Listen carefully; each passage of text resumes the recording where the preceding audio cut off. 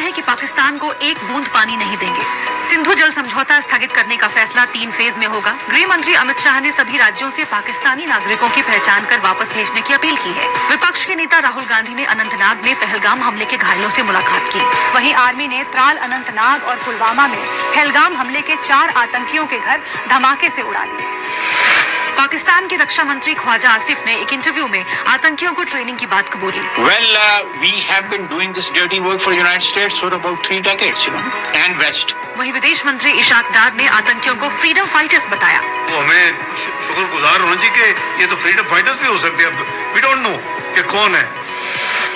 Supreme court ने सावरकर पर आपत्तिजनक टिप्पणी को लेकर कांग्रेस नेता राहुल गांधी को फटकार लगाई। कोर्ट ने कहा कि स्वतंत्रता सेनानियों के खिलाफ किसी को अनाप शनाप बोलने की इजाजत नहीं दे सकते। कोर्ट ने भविष्य में ऐसे बयानों पर कार्रवाई की चेतावनी भी दी। केंद्र ने सुप्रीम कोर्ट से वक्फ कानून के खिलाफ दाखिल सभी याचिकाएं खारिज करने की अपील की। केंद्र ने कहा कि अदालतें वैधानिक प्रावधान पर रोक नहीं लगा सकती, संवैधानिक वैधता की समीक्षा कर सकती हैं और निर्णय दे सकती हैं। मामले में अगली सुनवाई 5 मई को होगी। एप्पल अगले साल से अमेरिका में बिकने वाले सभी आईफोन भारत में बनाने की प्लानिंग कर रहा है। एप्पल चीन पर निर्भरता कम करने के लिए सप्लाई चेन को शिफ्ट करने पर काम कर रहा है।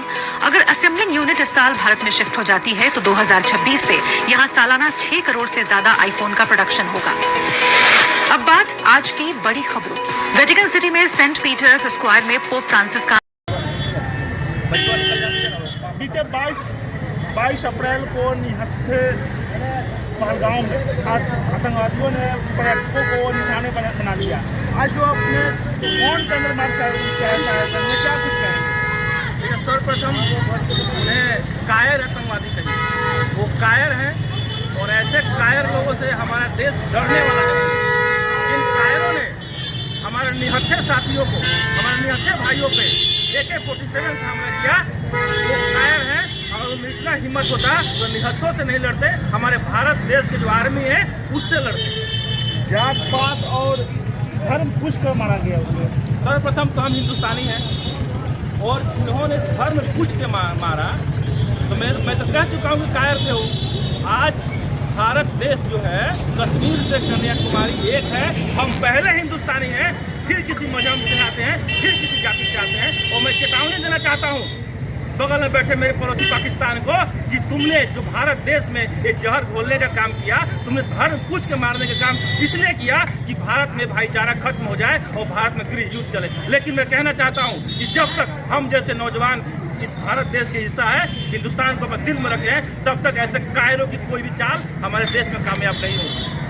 पक्ष विपक्ष सभी लोग एकजुट होकर इस आपदा की घड़ी में एक साथ है, क्या कहेंगे? जब हमारे देश पे, जब हिंदुस्तान पे कोई ये कंकर भी फेंकेगा, तब तक हम हिंदुस्तानवासी एक हैं, चाहे पक्ष चाहे विपक्ष। मैं ये कहता हूँ कि घर रहेगा तब न राजनीति करोगे, तब न पक्ष विपक्ष कहलाओगे। तो किसी ने हम पे हमला किया है और जब हमला किया है तो हम एक हैं। हम इस देश के प्रधानमंत्री से, इस देश के गृह मंत्री से कहना चाहते हैं कि भले हम विपक्ष से बैठे हैं लेकिन हम आपके साथ खड़े हैं। ऐसे कायरों पे जितनी कठिन से कठिन सजा देनी हो उतना दीजिए, देश आपके साथ खड़ा है। क्या पाकिस्तान को ईट से ईट का जवाब मिलना चाहिए? किसको ईट से ईट का जवाब हम देंगे? पत्रकार महोदय, पाकिस्तान जैसे नपुंसक है पाकिस्तान। अगर इतने बार तो हमसे मुट्ठी खा कर बैठा हुआ है। पाकिस्तान को हिम्मत है भारत से लड़ने की? अरे वो कायर है, अपने 4 लोगों को भेजता है, धर्म पूछ के मरवाता है ताकि भारत में इस तरह का जो माहौल पैदा करे। मैं कहना चाहता हूँ पाकिस्तान को कि अगर है हिम्मत आज भी भारत देश का, हिंदुस्तान का एक छोटा सा नागरिक बिहार राज्य से 98 सहायक विधानसभा से इंजीनियर राजेश कुमार सोनी आपको पुलिस चेतावनी देता है कि तुम तो मेरे आर्मी से नहीं लड़ सकते। पाकिस्तानियों, तुम मेरे आर्मी से नहीं लड़ सकते। अगर है हिम्मत हम जैसे नौजवान से लड़ना हो तो बोल के आना, तुमको ईंट का जवाब तुमको पत्थर से देंगे। क्या मांग कर रहे हैं आप? मांग ये कर रहे हैं कि जितनी जल्दी हो जाए, जिस तरह से उन्हें धर्म पूछ कर और जात पूछ कर उसने मारा है, उसी तरह से बिना धर्म बिना जात पूछे सिर्फ आतंकवादी करके उनके अंदर इतने पित्तल ठोको कि भारत देश को दोबारा कोई आंख उठा के नहीं देखे। क्या परिचय हुआ? इंजीनियर राजेश कुमार सोनी, 98 सहायक विधानसभा, यही पार्टी से आते हैं। वर्तमान में जिला परिषद भी है, महागठबंधन के सिपाही हैं। लेकिन कहना चाहेंगे कोई महागठबंधन नहीं, कोई NDA नहीं, भारत एक है, एक रहेगा और आतंकवाद के खिलाफ जब भी लड़ना होगा हम एक रहेंगे।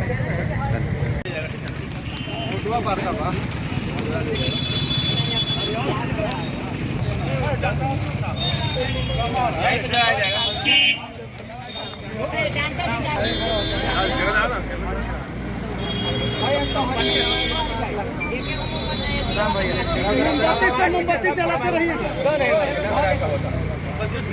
मोमबत्ती जला ली।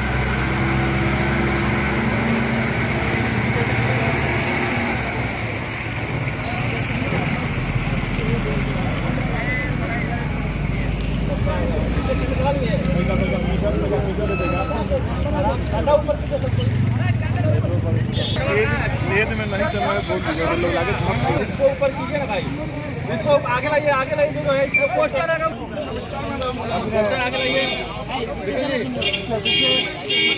चलिए बढ़िए। आप बाकी लोग पीछे आ जाएंगे, मीडिया बंद कर जाएंगे। मेरा नाम है सुनील कुमार।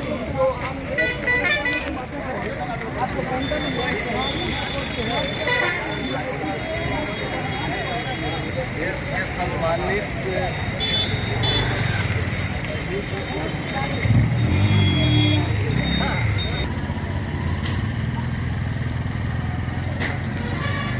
चल रहा मधुपुरा जाइए। 22 अप्रैल को जम्मू कश्मीर के पहलगाम में आतंकियों द्वारा पर्यटकों पर अंधाधुंध गाड़ी किया गया, जिसमें कई लोगों को लगने की बात सामने आई हो गई है। वही बता दें भैया पीछे हट जाओ, बाकी आप लोग पीछे आना, इधर साइड लाइन पीछे जाओ, खड़ा लगिएगा ना।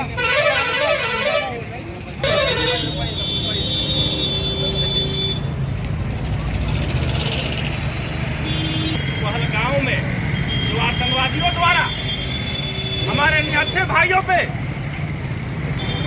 जो अंधाधुंध फायरिंग की गई, मैं उस घटना की कड़ी निंदा करता हूं। महागठबंधन का एक सिपाही होने के नाते मैं इस देश को ये कहना चाहता हूं कि जब देश पे आपदा आई है तो कोई पक्ष और कोई विपक्ष नहीं है। मैं इस देश के प्रधानमंत्री, इस देश के गृह मंत्री को कहना चाहता हूं कि हम सब आपके साथ हैं। जब देश में आतंकवादी इस तरह घटना होगा तो हम आपके साथ हैं। आप सख्त से सख्त कदम उठाइए, इसमें कोई पक्ष नहीं है, कोई विपक्ष नहीं है। मैं चेतावनी देना चाहता हूं उन आतंकवादियों को, उन नपुंसक आतंकवादियों को कि अगर है हिम्मत, अगर है हौसला तो भारत के सेना से लड़ो। निहत्थों पे क्या वार करते हो, वो भी उस निहत्थे पे जो छुट्टी मनाने के लिए अपने परिवार के साथ अपने ही देश में घूमने गया था। तुम्हारी कायरता ये दिखा रही है कि तुम एक कायर थे, कायर हो और कायर रहोगे। मैं पाकिस्तान को भी कहना चाहता हूं कि अगर है दम तो भारत की आर्मी से लड़ो, और नहीं अगर भारत के हम नौजवानों से लड़ना हो